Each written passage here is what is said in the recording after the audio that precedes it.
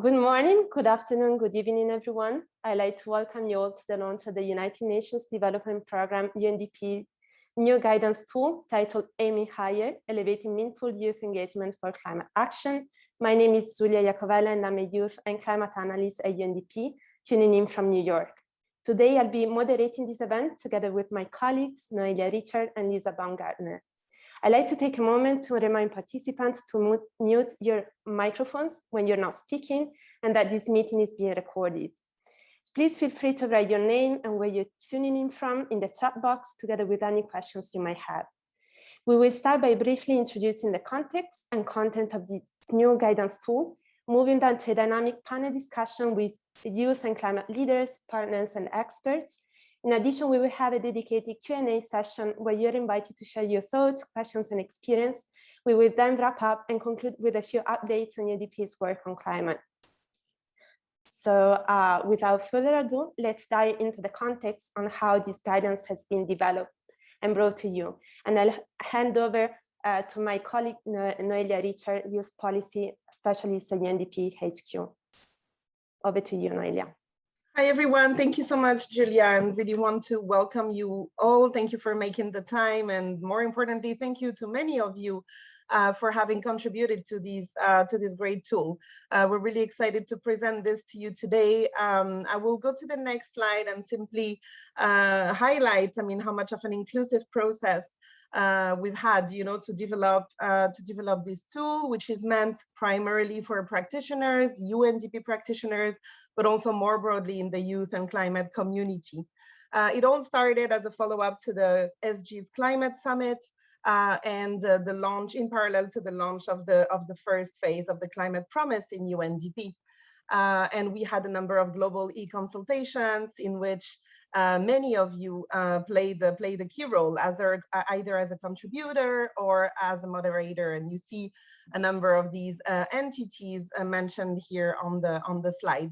More importantly, I really want to thank all the grassroots youth-led organizations that really took the time to contribute to this in an online way, but also through many inputs in written format, through conversations, focus group discussions throughout this past years. So indeed, we initiated this work in the midst of the 2020 pandemic and with the COVID pandemic, and really continued by learning also from many of you through the analysis of a number of promising practices that we could see within UNDP or led directly by young people or other UN entities around the globe.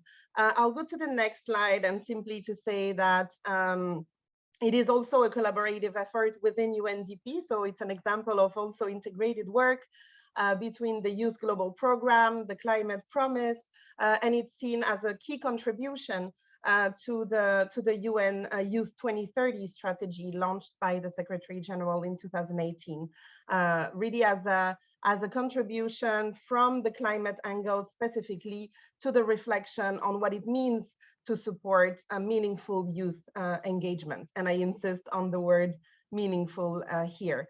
We want to thank all our partners, all the partners of the Youth Global Program and the Climate Promise that really made this work possible. Thank you very much, and I'll hand over back to you. I'll simply before that mention that this exercise and this practice of also going a little bit deeper into meaningful youth engagement also is inspired by the SG's call to action for human rights, which present really a transformative vision on human rights and on how to meaningfully include stakeholders and partners, in particular young people, in decision making, in particular when it comes to the rights of future generations. And also our common agenda, the report that I think many of you are familiar with, which was launched last year and which specifically calls to better listen to and better work with young people. So with that, I will hand over back to Julia, and then we will, hear a presentation from our colleague Melissa of the guidance itself. Thank you very much. Okay, so for UNDP, there is both a demographic and democratic imperative to address youth rights, needs, and aspirations. There are almost 2 billion young people in the world, the largest youth population in history. We cannot stress enough the importance of investing in youth and supporting youth empowerment, as well as recognizing and addressing the disproportionate impacts the climate change and interlinked issues of poverty, inequality, and fragility have on them and future generations. Through UNDP's Climate Promise, which currently supports 120 countries enhance their nationally determined contributions and NDCs under the Paris Agreement, we have strengthened meaningful youth participation in climate governance, and my colleague Jennifer will talk more about the second phase of the Climate Promise later today. In a nutshell, 94% of Climate Promise countries now prioritize political will and societal ownership in their climate pledges, with a focus on gender and youth. Young people have been an intrinsic part of this NDC enhancement process across the globe, with UNDP's support to youth-inclusive and youth-responsive climate initiatives spanning across 80 countries in all 5 regions. Through the Climate Promise, approximately 75% of latest NDCs now include considerations of young people compared to 40% of first-generation NDCs. And 97% of Climate Promise countries are including gender-responsive measures in their revision processes. So it is our hope that this guidance can help raise further awareness, inspire, and give specific recommendations on how to progress to a climate-neutral and resilient future with and for youth. The target audience for this guidance is UNDP staff and the broader community of practice that works closely with youth in the intersection of climate action and youth development, or anyone who intends to expand meaningful engagement with youth. So I'll now hand over to Melissa Ingaruka, international consultant and lead author of this guidance, and to my colleague Noelia to introduce the new tool for practitioners. Over to you. Thank you, Julia. Can you hear me? Perfect. Yes, I can hear. Perfect. Okay, so thanks everyone for being here. I'll do my best to try to deliver some of the key insights of this guidance. So first of all, just the structure of the guidance is what you're seeing here. So it's 3 sections. And in the first one, of course, we want to start with a reflection of what's youth meaningful participation. So we put together a framework there, and hopefully this can guide the efforts being done and just help us to make more progress. And the second section, it's about sharing the success stories that were gathered from an extensive literature review, interviews with a lot of youth practitioners. Yes, so it's basically to highlight what are these stories that might be inspiring for the efforts that we're doing already, and also how to give some guidelines and see where policy and programming can help us deliver a more meaningful participation.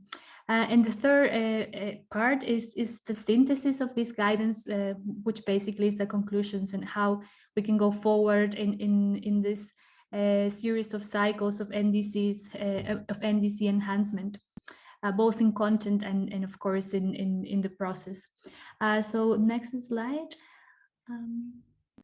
Yes. So as oh, sorry, my screen went a bit funny. So basically here, the guidance starts with a reflection of what's meaningful youth participation, and this was brought together again by trying to bridge all of the opinions and experiences of youth that we had the chance to interview and that were also part of the Spark Blue consultation, and also the reflections that are out there in many reports and literature. So basically what we want to propose as this reflection is that meaningful is describing a diversity of mechanisms of participation. We will look at that in a bit. And the key message here is that in this variety of mechanisms, the important thing is that youth can share power with decision makers, both to steer the process of their participation, so how the involvement happens, and also the outcome of that participation, so the results. So it's about sharing power, but to steer the process and to also ensure an outcome of that participation. Next slide. Yes, so this is the part, one of the, oh no, go back to, sorry. Yes, there we go. This is the part that I mentioned you about recognizing this diversity of mechanisms for youth participation. And what we want to maybe propose here is that we need to widen the perspective of where young people can participate, in which spaces of climate action, and also to recognize that young people might decide to do so from different roles. So that's why we talk about diversity. So if we look at this graph, it's basically telling us different points, angles to see how this diversity is emerging from that. So for example, we have here in which dimensions of climate governance they can influence. And this can go from influencing into policies, so climate policies, politics, so the political process itself, and we even have some youth involving as part of political parties, for example, and polity, which is shaping the institutional framing and norms where youth can participate. And some of these, for example, comes in the form of these youth climate councils that are part of some ministers in some countries, for example. So basically across policies, politics, and the polity, which is institutional framework. And they can do this in different levels. And of course, we know this, they can do this at the community level, subnational level, working with cities, which are key actors nowadays in climate action, and at the global level, sorry, the national level, of course, and the global level, which we also see in many of these interventions in relation to UNFCCC. And also it's important to recognize that the youth can participate in many stages of the decision-making process. So from the agenda setting, where things are being shaped, when policies are being shaped, to the design and implementation and monitoring and evaluation of different policies. And maybe this is really linked to the process of NDC, as we know, that is a evolving and constant process. So we need to start to look at how youth can have potential contributions in many of these cycles. And then with which stakeholders they interact. So we've seen many examples of youth having this collaboration with government stakeholders, of course, from the executive to also the legislative, as we see in some examples of climate lawmaking or even climate litigation. And also we see increasingly a collaboration with subnational stakeholders, many of these city networks that also are pushing climate action, climate neutrality forward. To also non-state stakeholders, which basically we know NGOs, and also companies and leadership groups from the private sector. So here we see that really youth can be part of this diversity of actors that we are all working towards the same goal of trying to achieve this carbon neutrality and resilience. And it's really interesting to see how youth can go across all this spectrum. And finally, but actually this is the most important thing to remember, is that youth choose different roles to be active. So from diplomats, politicians, activists, consumer entrepreneurs. So it's really a variety. And that's what we mean by this, that we need to expand this view. And next slide, please. Julia? There we go. Yes, so some examples of that, but I think I've mentioned some of these already.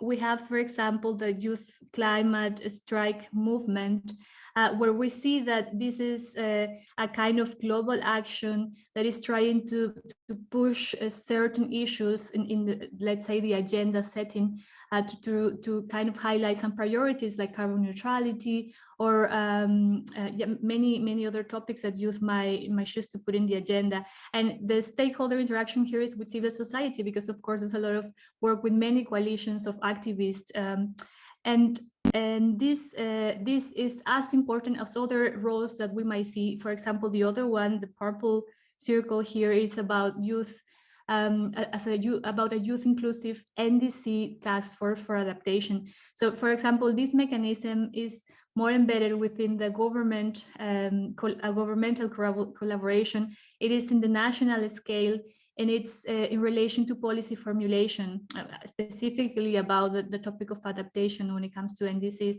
So here we see a collaboration with ministries, and the role that youth have is that of being a representative of the constituency of youth. Yeah, so then we have another one in the yellow one, which is about this Youth National Climate Council, which is a mechanism that has been coming stronger in the last years. And in this example, again, the scale is national, the stage is policy formulation, because many of these young people are being invited as advisors for the climate policies that the ministry is putting forward. The collaboration, of course, with the government, and again, youth are participating as representative of their constituency. This was just to show that there are many mechanisms. So we also have to, what this means for UNDP is also that we can support many things, many types of engagement, and there's just a list here. I wonder if I haven't said any of this already. But yes, I think I mentioned many of them already. So maybe we go to the next slide. Yes, and these are some highlights of examples that you might find in the guidance. So it's a big table, many of them. We just wanted to highlight a few here, but of course, yeah, it's going to be yeah, really nice if you check them out. So we have here some mechanisms of youth inclusive NDC consultation in Zimbabwe, and so this is, for example, a process of NDC that has engaged youth in the consultation process. In a more institutionalized ways, what we see in the next one is that youth were invited to be part of the National Climate Planning Task Force. This was in Peru. So there's a specific task force that is engaged of shaping the climate policy, and this is part of the process of NDC. And in this case, the type of engagement was about designing 2 spots for 2 youth to be part of that planning commission, let's say. So it's a different way of engaging youth compared to the first example. This one is about representative, and yeah, and in the first one we saw more broader consultations and as an ongoing process. Then we also have the type of financial support that is also important. This is from for the Planet Initiative, Youth for NDC. And in this case, the example is about giving financial resources, so youth grants, so the youth themselves can put together these consultations, and they were in charge of organizing these things. Yeah, and then we have the youth-specific NDC consultation policy dialogue. So in this case, these consultation spaces were designed specifically to target youth. And so we might also see that sometimes it's a mixed consultation process, but in this case, they were specifically targeting how to do it for youth. And this was in Vietnam. We maybe go to the next one to show more examples. Yes, I have 2 examples here, the purple ones, which are about the legislation and law. So the first one is a youth inclusive climate lawmaking formulation. And this was in Argentina. So as part of the process of designing the climate law, youth organizations were involved in drafting that law together with, of course, many representatives of civil societies and academia and so on. So, and then we have the other one, which is about youth-led climate litigation. Maybe some of you already are aware that there were many examples or initiatives of youth trying to push forward something more from the legislative aspect in the form of plaintiff. So this example is in Colombia, and it's about 25 young people that, together with an NGO, a legal NGO, they they make this plaintiff to ask for protection of the Colombian Amazon from deforestation, of course, because this was relating to CO2 emissions. So it's also an interesting case to look at. Then the two last here are about capacity building in a way, which is also key to promote this engagement. So the first one is youth capacity building programs, these environmental living labs in Malaysia, and the second one, green job training centers for youth in Armenia. So as I had said before, it's important to also, if we recognize that youth as part of the implementation of climate policies, we need to also give the resources and the support ecosystem to support their participation in the role of entrepreneurs, perhaps, as with these two examples. So there are many more. Maybe we go to the slide. I don't know if we have more here, but for sure in the guidance, you will find a huge list of these examples. Okay, so I didn't have more examples here.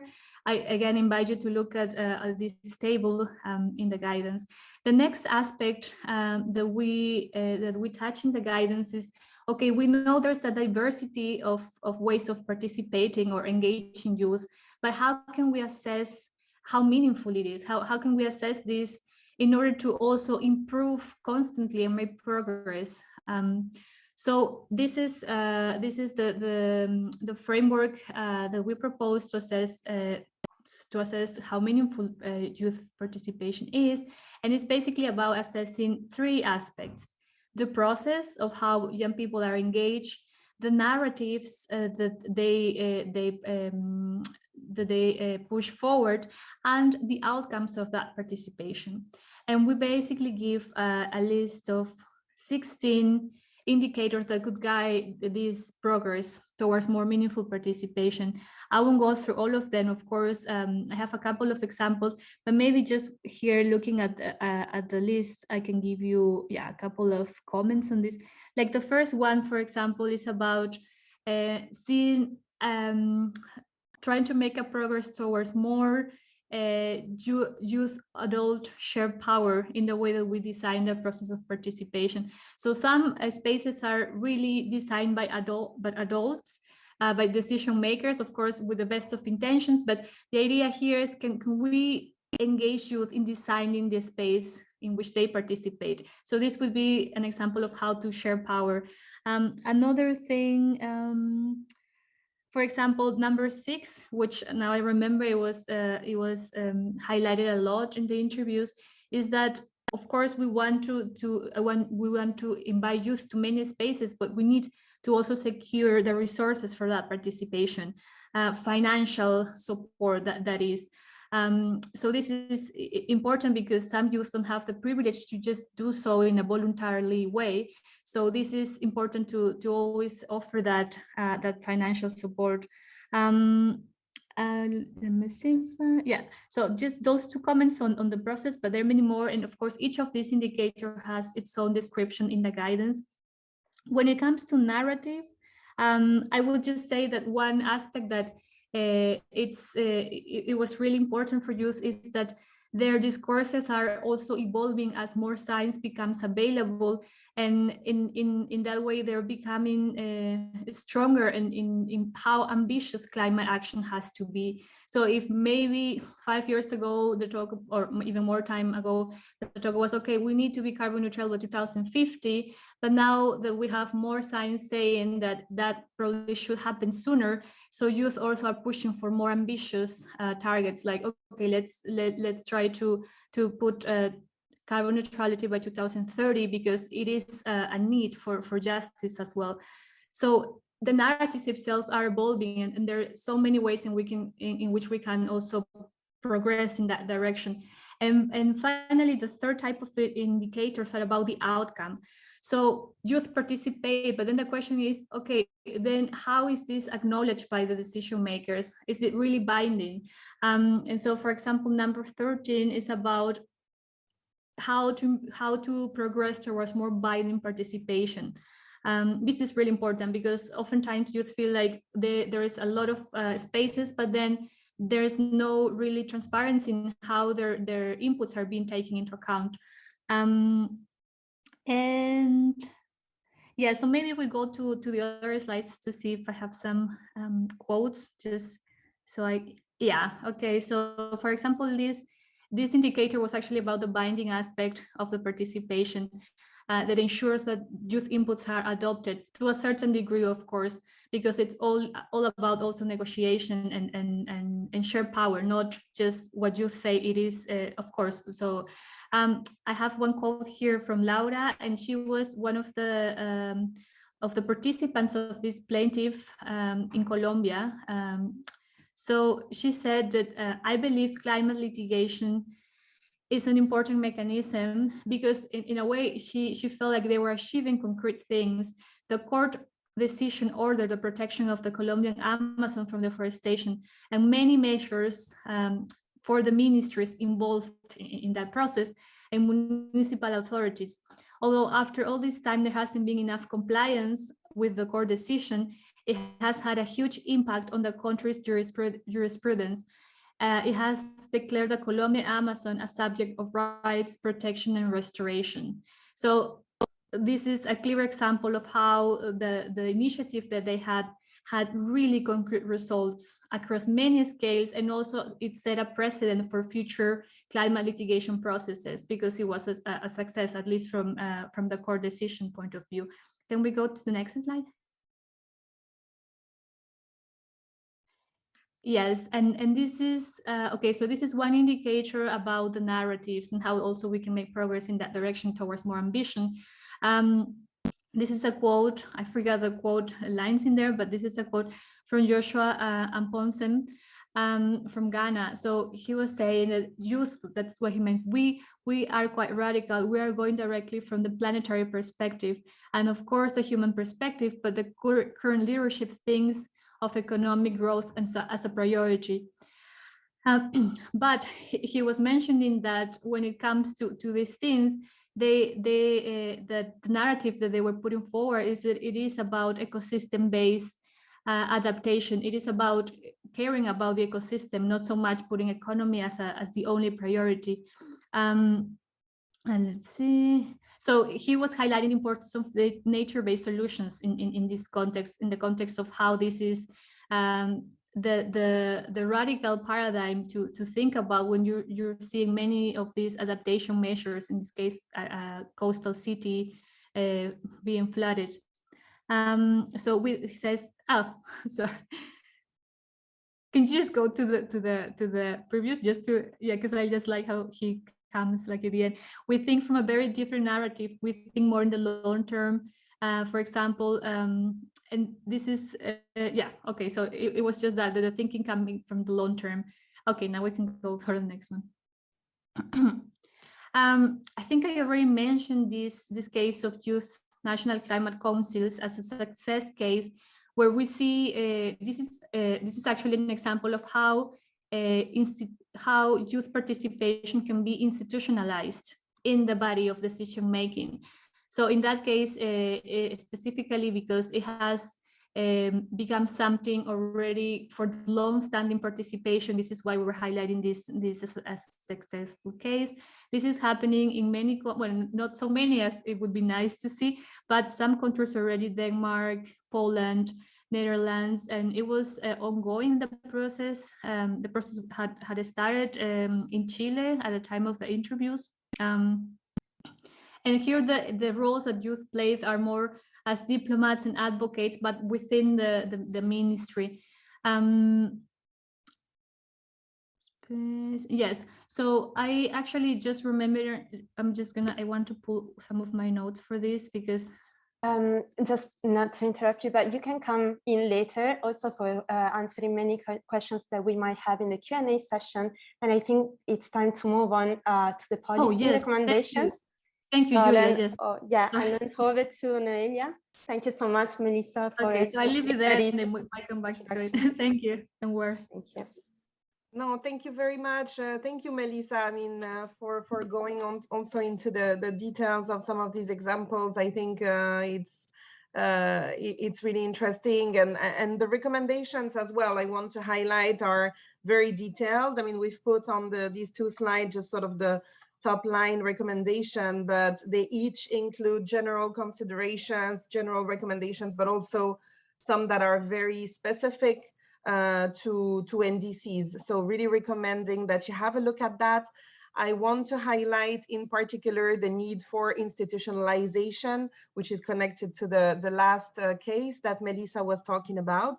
Really important to consider the institutionalization of the mechanism for youth participation, how to support youth advocacy efforts in a way that can really influence current, largely dominated by adults decision-making structures.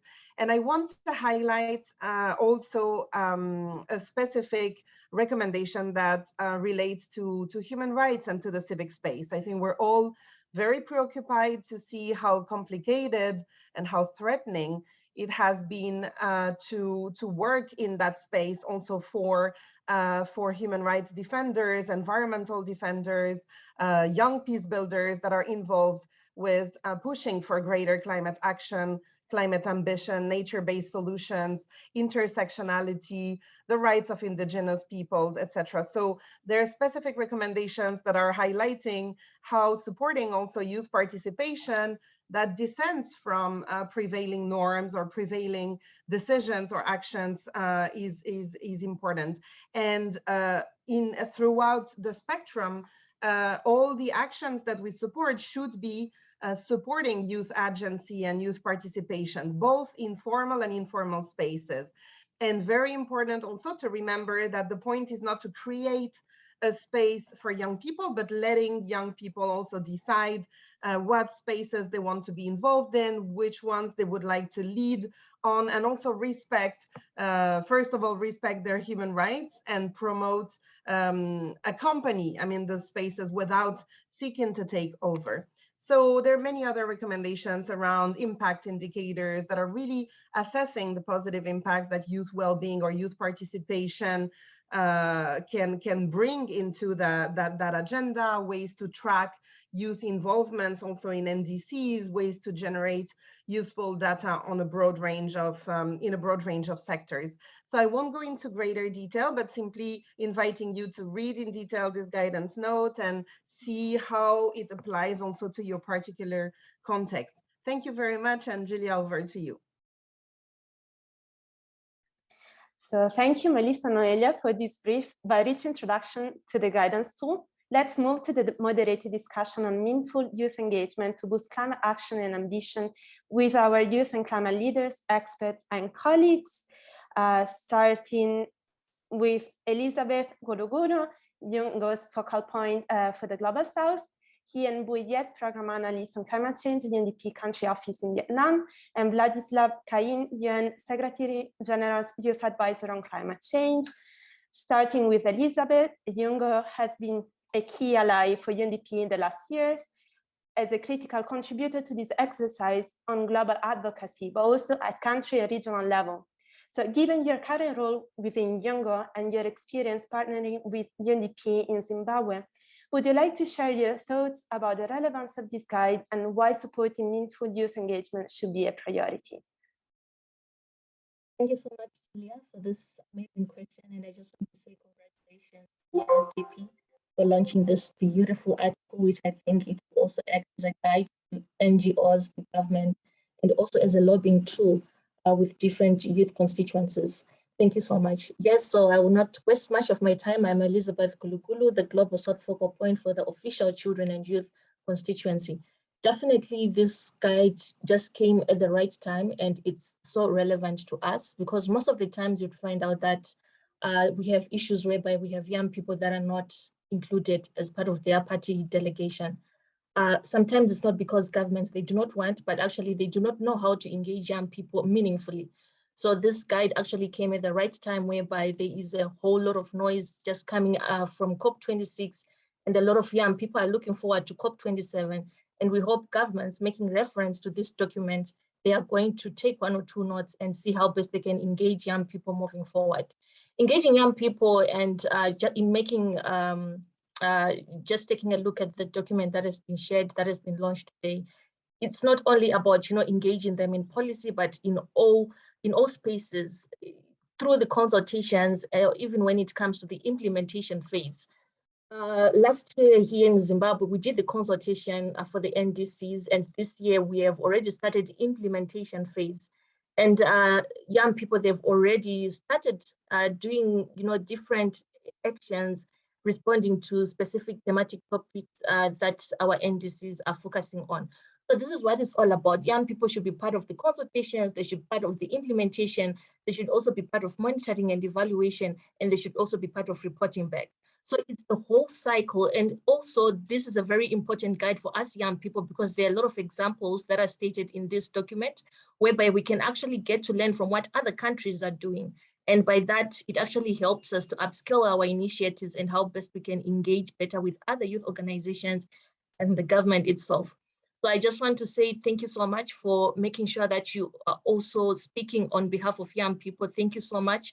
We have seen a lot of quotes from young people within this document, because it's at the end of the day, it's all about co-creating, co-developing. So if you come up with a document without the young people themselves speaking their experience, then it's nothing. But I'm glad to say that this document ticks all the boxes. There are a lot of references whereby young people are giving their examples as negotiators, as influencers, as activists, which is what we need in the space. So thank you so much for the platform. Over to you, Julia. Thank you so much, Elizabeth, for your thoughtful contribution. And we will hear more about a country experience from a key UNDP country office who contributed to this process and who is supported also by the Climate Promise in Vietnam. I will turn to our colleague Hien to please share updates on some of the concrete and inclusive efforts at country and regional levels to lift young people's voices to raise ambition. Over to you, Hien. Thank you so much, Julia, and good morning, good afternoon, good evening, college. I'm very grateful also to be invited to speak on behalf of Vietnam Country Office to share some of our work, and I also would like to join the voice of many other country office here to share our thankful and excitement where I can see that UNDP taking very timely action to promote youth in our program, and also seeing more of the future for UNDP, where we can work more with youth, which is a new wave of energies and movement that we can work on the ground with the countries and government and partners.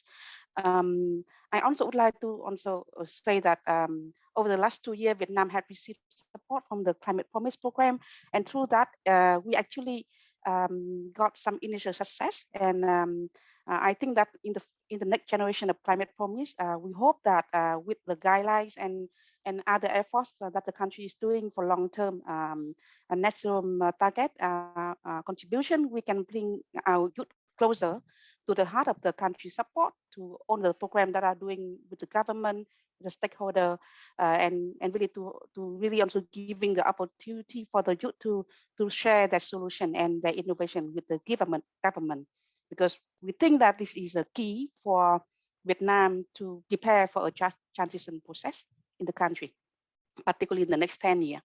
So why we wanted to work with youth in our Climate Promise 2 years ago, because we also discussed with the government, and we see that right now we need to see everything longer.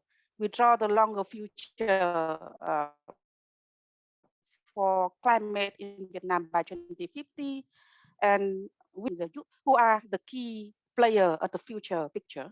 So we see that, oh, we need to work more with this one. We collaborate with UNICEF, but we couldn't really mobilize enough of the youth thinking and ideas around that.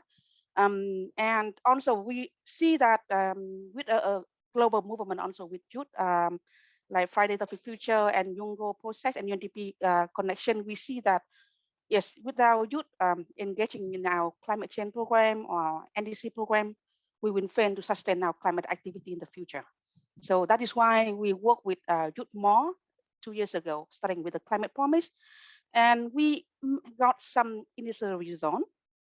We work with them to design their own special report as a starting point, and the youth prepare the report by themselves with our support, with Monterey support, with scientists support in Vietnam, and also some connection to learn from the experience of Yongo and other youth colleagues from the headquarters and the regional office, so that we can bring all of the knowledge and experience that Vietnamese youth can learn to contribute and prepare that report.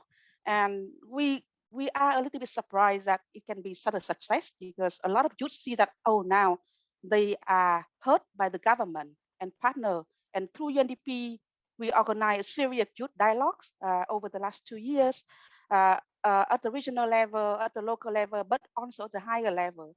And then we suddenly got a lot of good attention from different stakeholders from our college who are youth-led CSO and activists, but also from the government and the co-chairs like Italy and UK.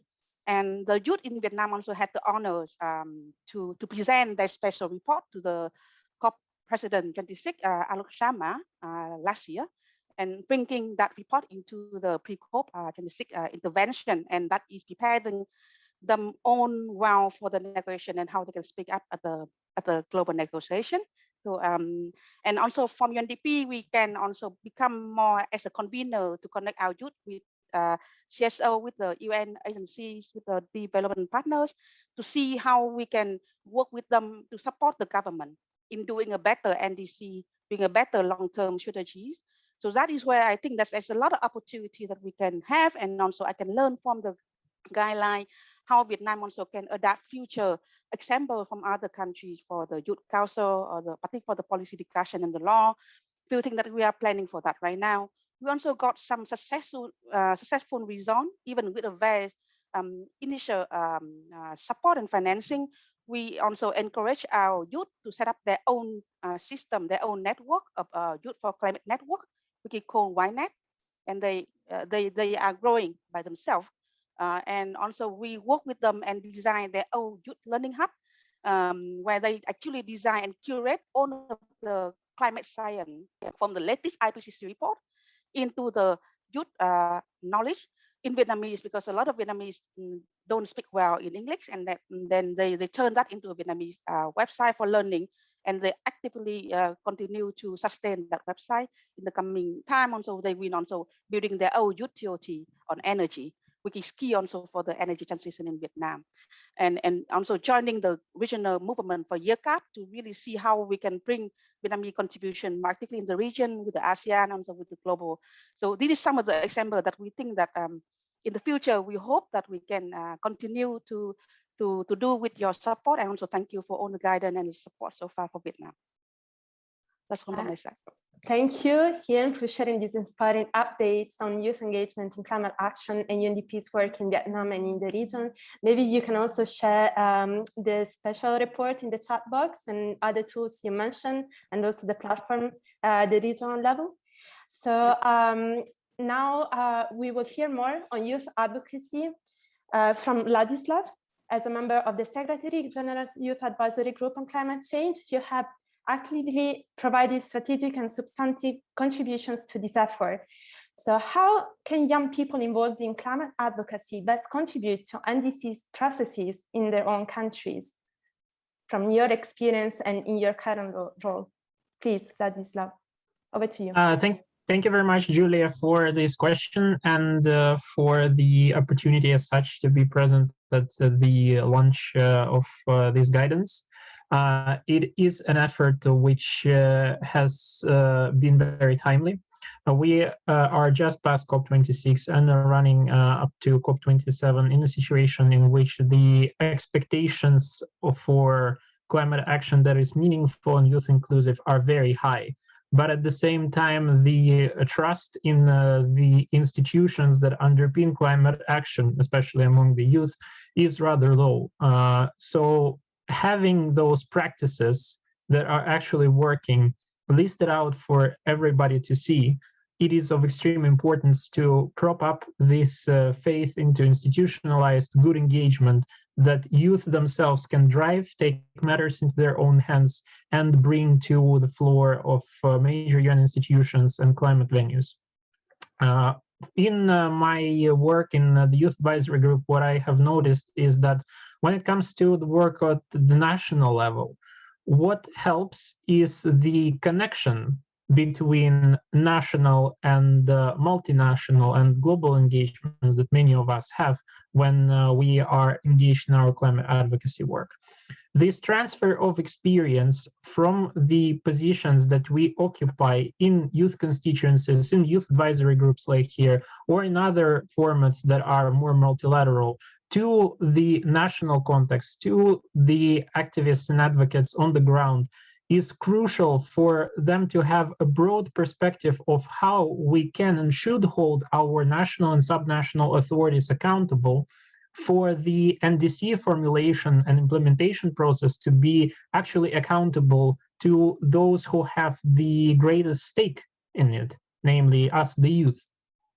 In Moldova, for example, 1 year after the start of the work of the Secretary General's Youth Advisory Group on Climate Change, the National Country Office initiated the creation of their own Youth Advisory Board. The National Youth Council significantly strengthened their work on sustainability and climate tracks as well. And we now already see the results of it. There was an opportunity and chance that which was fulfilled to have a Moldovan youth representative, I think, for the first time at UNCCD COP that is going on right now. So this ability to, for those of us who are better engaged in international context as well, to always share this knowledge in real time with those who are working nationally, subnationally, locally, in order for them to see how we, when we are working on it together, can effectively create new forms of engagement that are much more efficient than the ones that are provided by the current institutional formats. This is where we are always in alignment and where we can deliver the greatest added value. And to me personally, the greatest added value that this UNDP guidance brings in the context of bringing the best practices to the national level, it's that the examples are so clearly outlined, and at the same time, they are presented in a way that allows every group that wants to engage in having such of these practices in their own context. They would be able to actually clearly gauge how fitting this practice is to their context, and would be able to have an authoritative source of reference on how to implement it. And this is where I think the strength of this guidance for the national context is coming from. And this is an effort which we, speaking here from on behalf of all the Coalition of the Youth Advisory Group, have been extremely grateful. Thank you, Vladislav, for your insights and sharing your experience. I will now hand over to Noelia to moderate the second part of the discussion. So over to you, Noelia. Thank you very much. Thank you. And I really want to thank Vladislav for very kind words on behalf of the Youth Advisory Group as well. So I understand that Nisreen may have issues connecting, so we might come back to her a little bit later, but no problem. I will keep an eye on that, and I will perhaps straight go into asking a question to Danielle. I mean, we have here again a panel that is a multi-stakeholder one to dig a little bit deeper into this issue and talk about accelerated solutions and sort of the challenges and the opportunities ahead to make a difference together with young people in the climate space. So we have Nisreen from the Youth Advisory Group who will reconnect. We have Danielle who represents the Rio Plus 30 effort and also is a member of the Generation 17 initiative supported by UNDP and Samsung. We have Yulia who is joining us from the UNDP Regional Hub for Arab States. Fernando who's joining from the Regional Hub in Latin America and the Caribbean from Panama. And Natasha, who is the Global Youth Advisor at the Ministry of Foreign Affairs in Denmark and who's been an amazing champion of youth. So I'll start with you, Danielle. I mean, thank you so much for joining. And I wanted to hear a little bit from you some additional reflections around intersectionality and human rights. You've been operating at the local level as well, working in Rio de Janeiro and supporting the Rio Plus 30 efforts. What are your thoughts about meaningful youth engagement in at the local level, and how can we do better to promoting human rights, the human rights of young people, but the diversity of young people? Thank you. Thank you. No, can you see me and hear me? Yes, now I see you. Yes. Yes. Thank you very, very much for hosting this amazing event and for this restless effort to launch the Aiming Higher document as a guide to youth people and stakeholders across the globe. As you mentioned, I'm Daniel Calarco. I'm 25 years old, and I'm a favela and a youth advocate based in Rio de Janeiro, Brazil. I also have the pleasure to be part of Generation 17, representing South America, and also be a part of the Youth Engagement Committee for Rio Plus Study Conference that's built on the legacy of ECO 92 and Rio Plus 20 Conference. There is no better time to launch a commitment as Aiming Higher, because we are on the decade of action. And my comments and contributions here is focused on the local level. As a youth leader who grew up in a favela, I know for sure that informal settlements, favela, marginalized communities, we are disproportionately impacted by climate change. Young people from these communities, mainly who are intersectional, as Black, LGBTQ plus women's refugees, we face the most threatening challenges imposed by climate change and natural disasters in our regions and our cities. If you have a look on the map of Rio de Janeiro, you can easily identify who are being the most impacted. If you have the map of the globe, you can see that the global south are also being proportionally impacted, despite of we are not being the ones that pollute the most. I would love to share my screen with a few recommendations that we are working here at the Favela Lab program in the Rio Plus Study Conference that are really relevant to the work we are talking about today. At the International Youth Watch, Generation 17 and Rio Plus Study in the Favela Lab is one of the biggest initiatives we have led by me as I effort to qualify the youth engagement on the climate action and to face climate anxiety by providing young people tools to be a spokesperson to their communities and their realities. You can see an image of a favela in Rio. You can see how we are deeply connected to the nature. And favelas are mainly on the hills. But you have a photo of like more than 30 years ago that Rio de Janeiro being disproportionately impacted by climate change by the time, by natural effects by the time. So that's not a new problem at all. We know what to do, we're just not doing. So we have to try to understand the reasons why. Those photos are over 30 years ago in Rio de Janeiro favelas and marginalized areas. And we have photos from 10 years ago, 15 years ago. And we have photos of a few years ago that we can see. The Mangueira tragedy was like 2 years ago. So like we knew, right? We knew what's supposed to happen, but what we need to do, and as a youth advocate, our idea is to provide capacity building with civil society organizations. We do need to understand how favelas are being disproportionately impacted. And in order to do so, we have to lead participatory researches on climate change and territorial situation. Aiming Higher do that at the global level, but we need to do that at the local level. People live in the cities, not in the global agendas. So we have to take the time and the effort to translate the SDGs and to translate the 2030 agenda to the local level. The translation must need to be in language, for example, from English to Portuguese, that's not our official language, but it's way more than that. The translation needs to be to the local realities. And by doing so, we need to share knowledge and information on climate to grassroots organizations that they are working very committed to these topics, but sometimes they don't know exactly what they are doing or how they can connect to a global agenda. So that's the way we can foster climate actions at the individual level. We need to provide environmental education, community actions, and climate action. In our community here in Brazil and Rio de Janeiro, with partnership with the City Hall, is to engage young leaders, to understand local challenges, to promote social challenges, and to translate the SDGs for the local level. What we mean by environmental education is to provide knowledge and information to local leaders on what means the environment and how we can preserve and conserve natural resources. We need to awaken the individual and the collective to fight climate anxiety and to play their part. And we have to develop a critical conscience and stimulate the confrontation of social and environmental issues by the local level, local governments, and local authorities. We have some pictures of the work we do at the International Youth Watch and part of our team.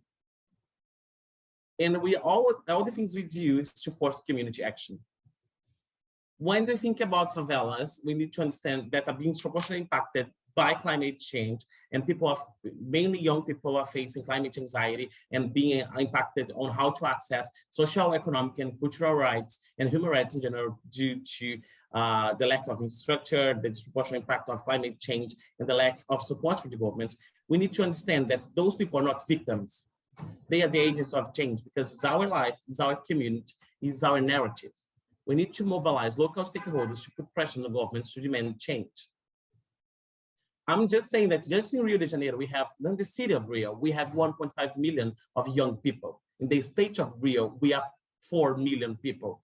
In the favelas, we are about 20% of the population. And as you can imagine, more than half, we are Black people and Black and brown people. So we are the profile of the people who need to take climate action, young, intersectional people from favelas. Powerful. We need to promote adaptation, resilience, innovation, entrepreneurship, sustainable recovery, and inclusive engagement. And that's the question I pose, like how we here today can do our part to promote each one of those topics. And I'm so glad the UNDP and all these partners took the time to create an amazing document, an amazing collective effort to provide the guides to the globe, to the cities across the globe. See you guys here in Brazil in the Rio Plus 30 conference. Thank you very much, Noe.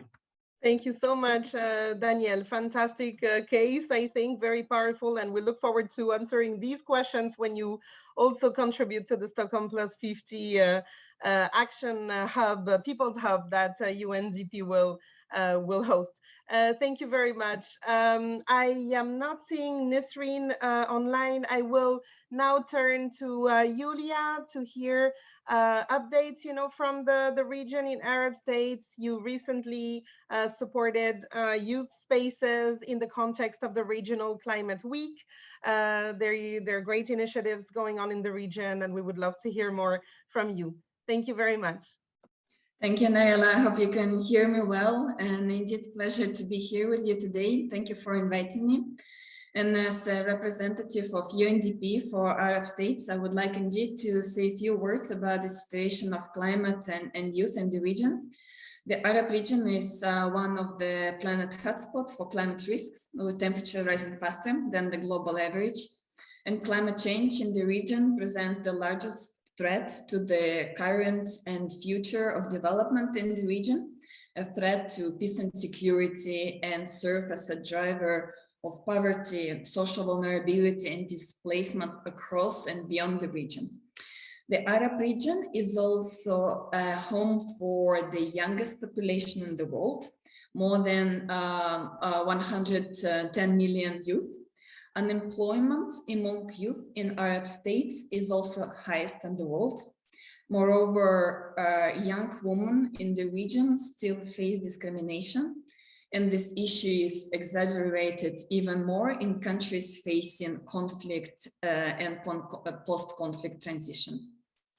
Historically, youth from MENA have been underrepresented in the political and decision-making process, with limited media visibility, and many were unable to participate and contribute to the global climate conversations.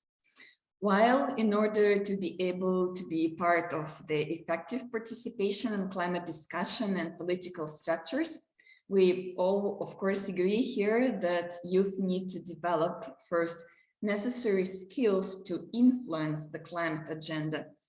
Young people can act better if they truly understand the complexity of climate change issues and can also interpret legal frameworks and documents that support climate actions.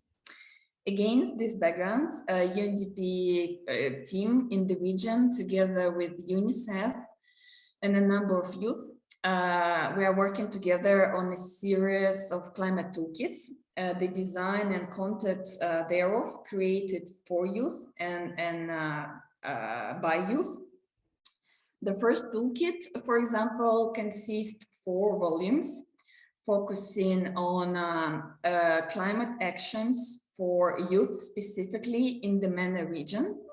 The goal of the toolkit is to share clean, concise, and easy understandable information on technical climate change terms, on Paris Agreement, on what climate actions can be taken. This is in order to prepare youth for full and informed participation in decision-making, negotiations, and also community actions. Also, 2 more volumes are coming on water scarcity for young people and on climate and gender. Again, to present important climate-related technical concept in terms in digestible language and help youth understand and better engage with policies and agreements.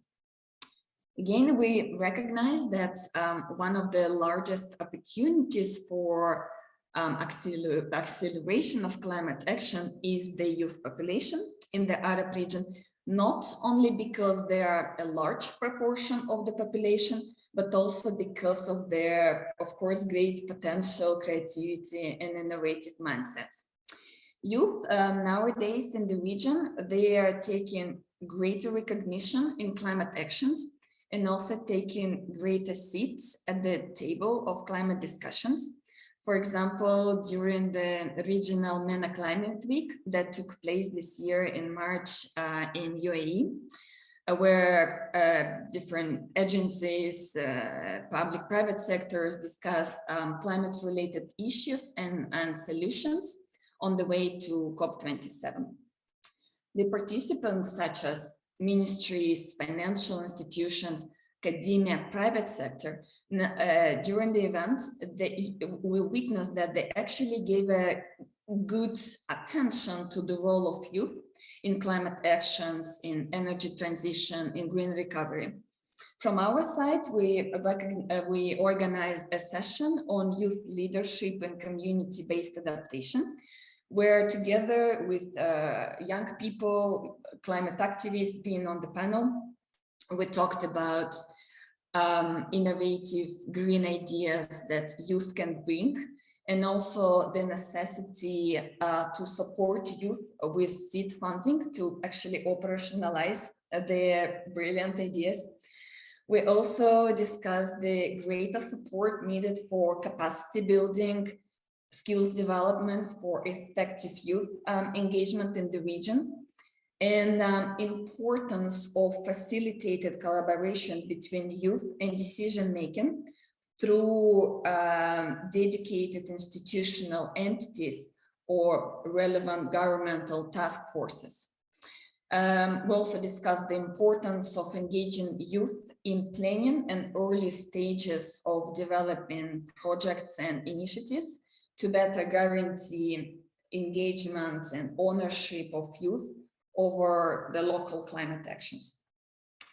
And in the session devoted particularly to youth, we had a representative from the Ministry of Environment of Jordan, who emphasized the role of youth in climate action. And he also mentioned that youth is like a Porsche without brakes. I just love this quote, and I will stop here. Thank you very much.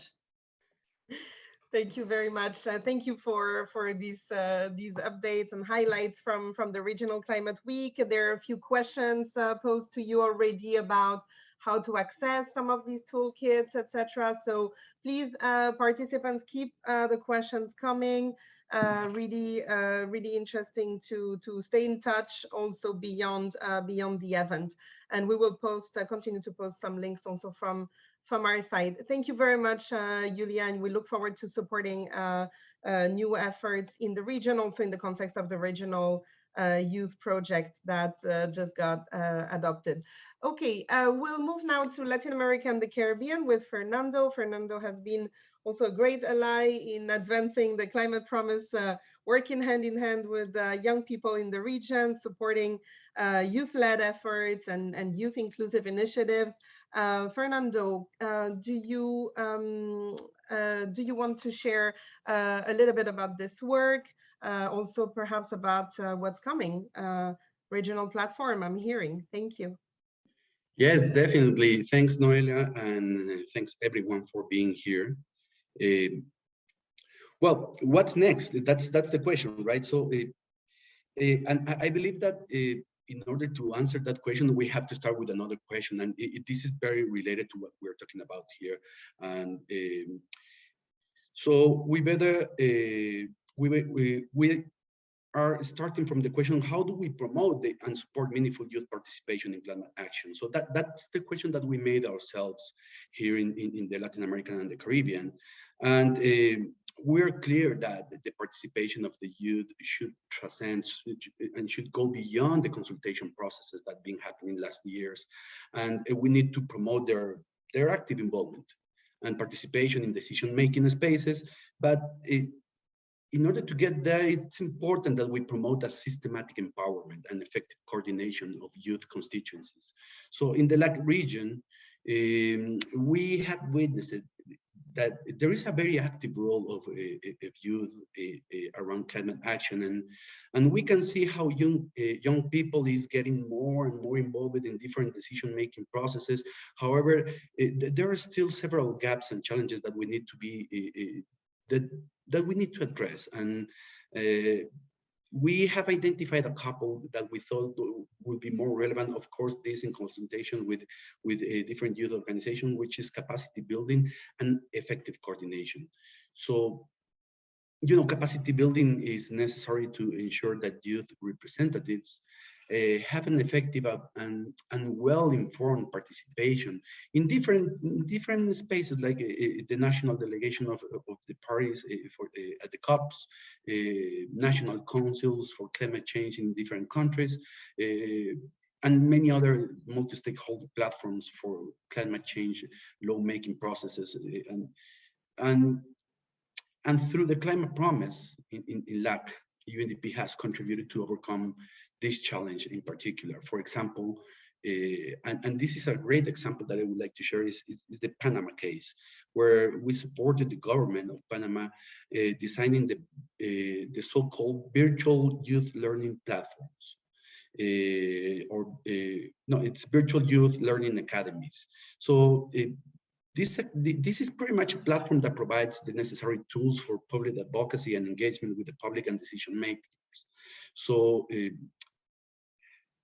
one of the key results of this process was very clear at the last COP, the COP26, where the 11-member Panamanian negotiating team was the youngest at the conference, with an average of around 26 years old. And even they had more women than men in the delegation. So this is what we mean with meaningful youth participation, where they are not only participating at the COP as activists, but also now they are leading negotiations. So this is what we want to achieve, actually. And this is regarding capacity building. And another example that I wanted to provide is the example of Argentina in terms of effective coordination, where through the climate promise as well, we provided a tailored support to youth organizations in the country. And we tried to ensure their participation, not only in the NDC revision, but I believe that I saw this example in the first presentation. We supported these youth organizations also to actively participate in the new act of climate change, which is the new climate change law in the country. And furthermore, we focused on empowering youth leaders to bring together other youth organizations from the region. And as a result of this support, Argentina last year organized the LAC Regional Conference of Youth, the ARCOE. And they had participation of more than 30 organizations from 20 different countries in the region. So in this conference, they also drafted a declaration that was presented at the COP26, identifying specific goals and demands around climate change. So this is also what we mean with meaningful youth participation, because they are making proposals, they are setting goals, they are actively involved in the discussions in the country, but also internationally. So having these examples, I would like to answer the question, what's next? Because we believe that we shouldn't start from the blue. We have to scale up and replicate what are the best practices, and we should aim for greater results. So this year, also through the Climate Promise, we are planning to scale up and replicate both experiences, Panama and Argentina experiences, and especially the success of the Virtual Youth Learning Academy. And we want to make it accessible, not only for Panamanians, but for all youth organizations in the region. However, in order to achieve that and to have an effective impact, we need to promote this effective coordination. And we need to promote an active and informed coordination and participation of these organizations. And to achieve it, we're also providing support to, and all this is in coordination with the Secretary General's Youth Advisory Group and other groups in the country. And we're going to provide some support to youth organizations that already have and demonstrated a high convening power in the region. And we would like they to lead a regional youth and climate network, which where the idea is to improve coordination, promote knowledge sharing, promote capacity building, they to get involved in decision-making processes and foster a common narrative across the region, because we believe that youth groups, they need to have the chance of conversing to each other, planning to each other, and have this common vision towards the future. And we believe that this regional youth and climate network would be the space that enables for them to better organize and have a greater impact. So this is what I would like to share, Noela, and of course, I'm very happy to get any questions from the audience. Thank you very much, Fernando. And big shout out indeed to Paloma Acosta, also from the Youth Advisory Group, who cannot be with us today, but who's been very actively advocating for this climate education angle at the regional level. We look forward to supporting these efforts. And thanks for mentioning Argentina as well, because indeed we very much look at this model to also concretely support youth incidents or influence on decision making, including by working with a variety of political parties in a single context. So very, very impressive. I'll ask now Natasha to provide some reflection. Natasha, it's a pleasure to have you. Denmark has championed youth, has been our first supporter in the Youth Global Program, and you yourself have been a tremendous force behind a lot of the Youth 2030 related work, including as a youth delegate before. What are your thoughts about youth meaningful engagement in the context of climate action? Do you see new challenges and new opportunities ahead? Thank you. Thank you so much, Noela. And I hope everyone can hear me. My voice is still a bit sore after just coming home from Ethiopia. But thank you so much for allowing me to speak today. And also thank you to all the previous speakers. I think a lot of important relevant points were made today. And also thank you for the guidance report. I mean, looking at the recommendations, they're extremely structured, comprehensive, and useful. And I think a key aspect is that they're actually also quite transversal. I think you could take the majority of the recommendations in the guidance and apply them to every single other topic where youth participation is relevant. So For Denmark, I work as a global youth advisor in the Danish Ministry of Foreign Affairs, which basically means that my job is to work on how we mainstream meaningful youth participation across the different portfolios within the ministry, and specifically within our development cooperation. And I think what is key to Denmark is that, you know, a fact is that we have the biggest youth generation in history. And that's just if you take it from 10 to 24 years old. If you add the additional 25 to 29-year-olds, it becomes even bigger. So a key principle for Denmark is doing development with, by, and for youth, in the case that we see young people as partners and not just beneficiaries, that we have to work together with young people in their local communities, in their own contexts, in order to make sure that our programs stay relevant. And I think it might have been Elizabeth who earlier said, you know, the importance of co-creation and co-development. And I couldn't agree more in terms of the entire aspect of cooperation. And I think a term that we should also look a bit more at is co-management. Because when it comes to youth participation, meaningful is the key word here, the key aspect. You see a lot of youth participation, many places, lacking the meaningful part, and then it becomes tokenism. We see it a lot of different places on national and global level and institutional level. And it's something we have to be really, really aware of, because for me, in order for youth participation to be meaningful, it has to be an integral part of the entire process. It's not just nice to, it's need to. And we need to ensure that whenever we start a process, whether it be program, funding, projects, you know, youth participation has to be thought in from the very beginning. It cannot just be an added value at the end of the process. And I think that is especially relevant when it comes to climate change, climate governance, and how young people play a role, because it is the topic of the century and the topic of our generation in terms of being young. And it's about ensuring institutional relevance as well, whether it's the UN, the EU, the AU, you name it, all the continental institutions, the global institutions, the national institutions. If we do not figure out how to actually meaningfully engage people in our decision-making structures, well, then we failed as institutions. Denmark was also part of establishing the first World Youth Climate Council. A very big applause to some of my former UN Youth Delegate colleagues who managed to get the minister to agree to that. And I think that's just one way of showing that, you know, if you keep pushing and if you actually, you know, keep putting pressure on decision makers, that is how you can make a change. And for me, I've always been a fan of using the system. I know whether it's the UN or national level or wherever, there are many flaws within decision-making systems or institutional structures. But for me, I've always seen the way you can make a difference, or at least a long-lasting difference, is if you work on changing the system. You can be part of the system and still think it should be improved and changed.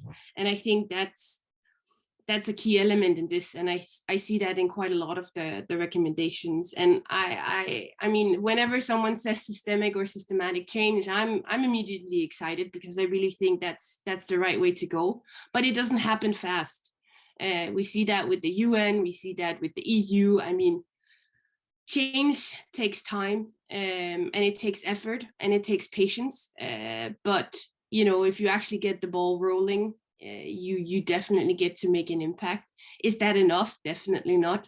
Would climate have such an importance and gets so much attention if it wasn't for all the young people emerging on the streets demanding you know, change, demanding attention to the topic, demanding politicians and decision makers to actually listen? No. And I think that's what the climate movement has really been a prime example of, is that if you want to create change, you can work on different angles. You can work in the system, but you can also go take to the streets. You can take to, you can, you know, form networks, organizations, movements, activists, you know, really make sure that your voices are heard. And in terms of, what's new or what's next, oh, that's a good question. I think we really have to look at some of the benchmark events, COP being one of them. And I can't remember who, but someone said that COP was actually doing a bit better at youth engagement. I'm happy to hear if that's the case. To me, I mean, from what I've heard, the COP is infamous for not really being good at meaningful youth participation. And I think that's a key element. I think this guidance note should probably be sent to Egypt and all other governments as well, in terms of how to work with young people in climate governance. And then I think in general, it's a work in progress. It takes time, and we need to keep push for that. And I think if all ministries or national level decision makers actually wanted to have a focus on youth, then they would. So that's something we need to keep pushing for. And I think at this point, I've taken all my time. So thank you, Noella. That's amazing. Thank you very much. You, I think, highlighted all the critical issues, but also how to address structural barriers, which unfortunately we still very much need to tackle. Thank you very much. And I do not see Nisreen. I think I will simply quote, her forward at this stage, because she very kindly contributed a forward also to the guidance. I'll quote the beginning that says, "Throughout 10 years of climate activism and my youth empowerment journey, I have been advocating for meaningful youth participation at various levels of engagement. I have witnessed time and time again how the word meaningful gets misinterpreted, twisted, and turned into mere tokenism. Public institutions, government bodies, development practitioners, and private organizations tend to view youth as a tick box to be checked, often disregarding the profundity of their influence towards sustainable development." And I'll skip some of the paragraphs and simply end on a hopeful note. I'm hopeful that this guidance will provide new perspectives and open doors for valuable youth-adult intergenerational partnerships in the coming future and across the world. I simply wanted to quote that because, again, I think that if we all leave today's presentation and conversation with a greater understanding as to why it is important to support meaningful youth participation and really have a clear understanding as what it means and be committed to that, I think it will be a huge win. Thank you very much to everyone. It has been really interesting, and we will now move to the Q&A session with Lisa. Thank you.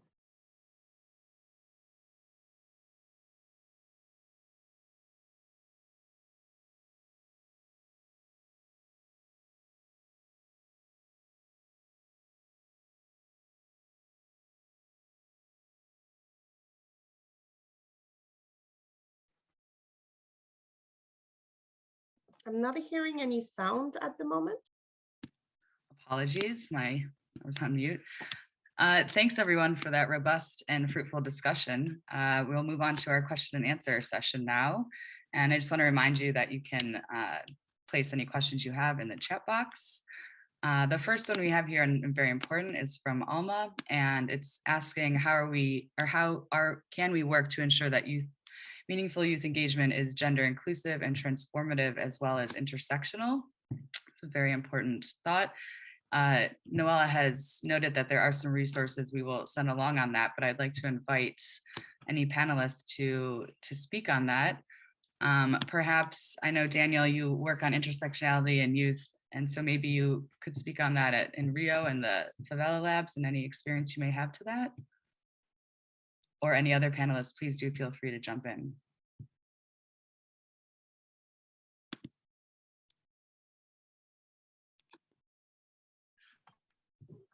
Hey, Lisa, can you hear me? Yes, you can. Yes, I'd love to contribute. So that's such an amazing, important topic. Yes, youth is not a coherent group, right? We have youth from different perspectives. Even depending on the country, the range of youth can change on the age or also the perspectives on how the government may approach these population acts. The thing we need to understand when we talk about climate change is that aspect of gender, race, and social and economic levels can and will definitely propose a disproportionate impact on some marginalized groups. Here in Brazil, the effort we have is to make sure that we provide funding, training, and capacity building in general to make sure that people who are disproportionately impacted have a seat on the table. For example, gender issues are really relevant to the patriarchal perspectives in Brazil, and also LGBTQ plus people may face government barriers to access some space due to the authority rise and the shrinking of the civic space. So for example, how we overcome those like formal place where youth doesn't have a seat at the table and go to the national level with events as UNDP are hosting and also United Nations. So we always think how we can create channels where those voices can be heard and understanding that we are facing disproportionately impacted by matters of intersectionality can shape and will shape our experience. Thank you, Lisa. Thank you for sharing those insights. That's very interesting. We'll move on now to Haider has left a comment around empowerment and how it is important if it's can only happen if facilitation of all development interventions have power sensitive capacity built in themselves. So if you'd like to share some experiences, you said you believe this is an important challenge from Libya, you're welcome to and love to hear. Over to you.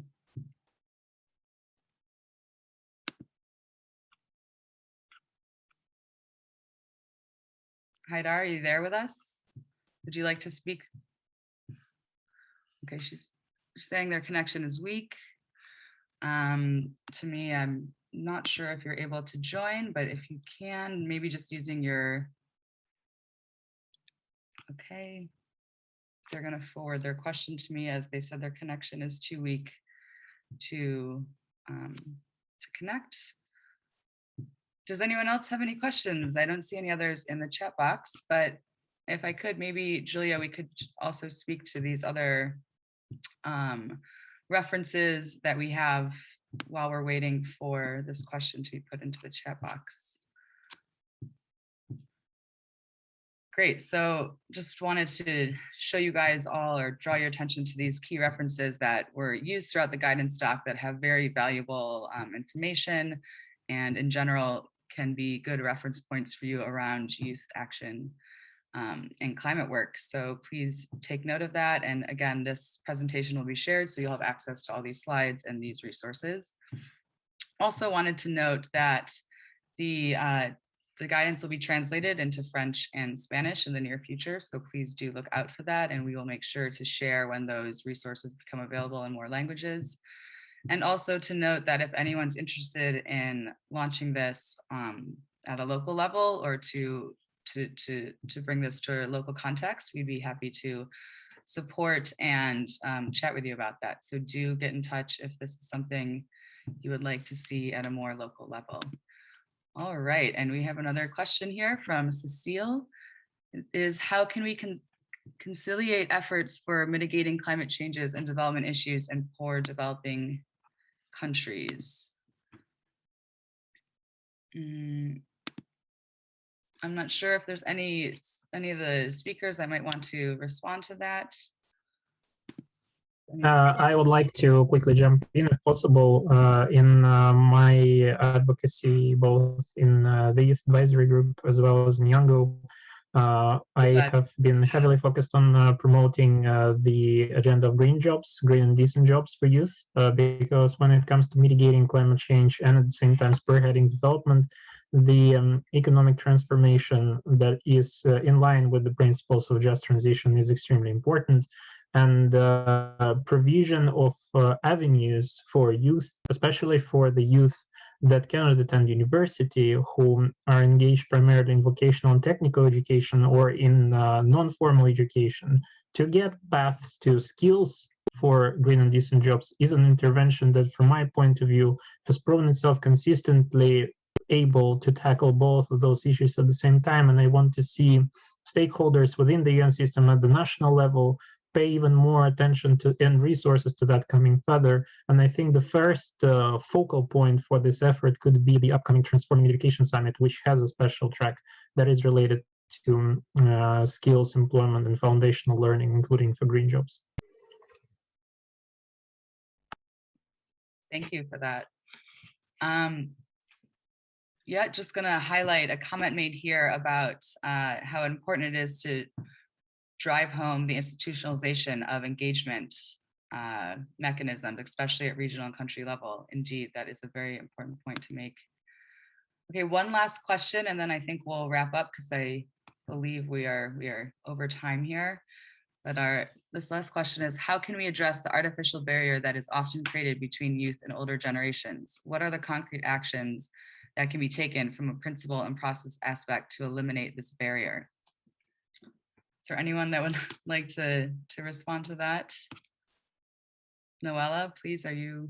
I mean, maybe quickly to say that that's the existential question, I would say, when it comes to the mistrust and also the structural barriers that we see between older and younger generations. I mean, the most important is to first, I would say, acknowledge that they're not necessarily artificial. I mean, they're real. When you have discriminatory laws, when it's not possible for young people to run for office, when it's not possible to access funding, when there is systemic exclusion from decision making, these barriers are real. So it's important to address that as part of governance mechanisms, political processes, etc.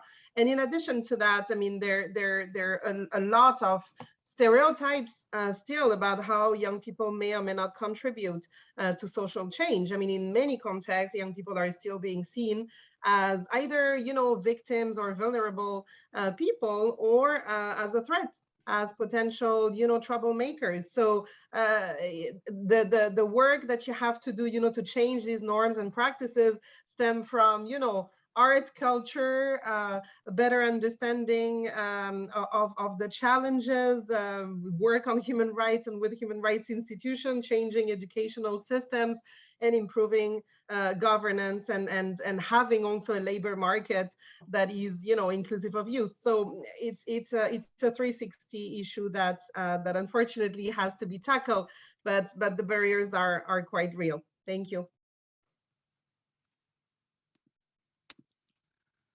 Great, thank you, Noelle, for that response. All right, well, I believe we're going to move on now because we are nearing the end of our time, and we're going to move on to some closing remarks. So thanks everyone for those good questions and responses. We're going to move on to Jennifer Baumol right now, who's works with a colleague at the Climate Promise, to give us some final reflections. Over to you, Jenny. Great, thank you so much, Lisa. Thank you, Noelia, Julia, colleagues for organizing this really incredible event. I was very impressed and inspired by all of the really diverse and rich perspectives that were captured on this short hour and a half. Seems like we covered quite a lot, and it was really quite impressive. So huge thanks to all who organized, but also all the speakers who contributed. Also a huge congratulations to the team, to Noelia, to Melissa, to Julia, and everyone who contributed to really this impressive guidance. And I hesitate to use the word guidance because I see it really as more of an effort. I think over the last months, I think maybe a couple of years, this work has been ongoing, and really, as was presented at the beginning, the collective kind of approach that was taken to distill this really complex issue into concrete recommendations, indicators, a framework to really understand and apply, is really incredible. And also just to see the examples that have been captured, as we heard both presented by Melissa, but also from speakers today, in terms of what's already happening and some of the case studies and experiences that we can really build on and replicate, I think is extremely valuable and unique. I don't think this exists. And so it will be incredibly useful. Just to provide, I know we're short on time, but just some quick reflections from the perspective of the Climate Promise, and as has been referenced today, this is really seen as UNDP's flagship initiative to bring together all of the work that UNDP has been doing in supporting countries on NDC processes and really helping countries to advance and achieve on their Paris Agreement goals. And we have seen quite impressive shifts happening over the past few years in terms of NDCs. And this was also referenced at the beginning. We see youth engagement, and we see inclusion of youth perspectives and considerations in NDCs quite directly. We, in the latest analysis that we've done under the Climate Promise, which covers 120 countries, we see 97% of NDCs that really consider youth issues, and over 60% of countries that really include concrete measures and priorities that relate to youth. So it's really an impressive shift or priority that we're seeing from countries. As we look at the Climate Promise, we're really at this moment of transition where we were supporting countries or have been supporting countries on defining these targets in terms of the NDC enhancement. And now we are really shifting to look at how do we realize these targets? How do we support countries in implementing their NDCs and really turning these pledges into action? And while we've really engaged and prioritized or invested in engaging youth in the revision process, this idea of meaningful engagement, empowerment in the implementation is even more critical, and really understanding how we do that using the experiences and the recommendations that are coming out of the guidance to really figure out this, I think, as Fernando put it, systemic empowerment that we can embed within these implementation processes will be critical. And we hear that this is already happening. We hear that there are great examples from all around the world that we heard today, but this is really something that we need to focus on and prioritize as we move forward. In terms of this next phase of the Climate Promise, we really have put this as a key pillar of our work. We have a pillar that we call lasting inclusivity, which is really to build on how we have engaged and empowered different stakeholders in the enhancement process to really shift that and continue that into implementation. So this will be something that we are continuing to focus on. As you heard, we heard, in Vietnam, they already have plans on how to build on this. A lot happening in Latin America already. And so there's really exciting efforts underway, and we really look forward to continuing that work under this new phase. Yes, again, maybe with that, I'll close off. A huge thanks again to all who contributed to this effort and to the event today. Just very quickly, I want to quote, I think, Daniel, who I love what he said, that people don't live in global agendas, that they live in local communities. And I think that's such a powerful statement, especially at this moment where we are trying to make these NDCs real and really trying to take these targets and take this talk off of the page and into reality down to people's lives and local communities. So I think this guidance is a critical tool for that, and really look forward to continuing this effort. And thank you all again for your contributions. Back to you, Noella. Thanks.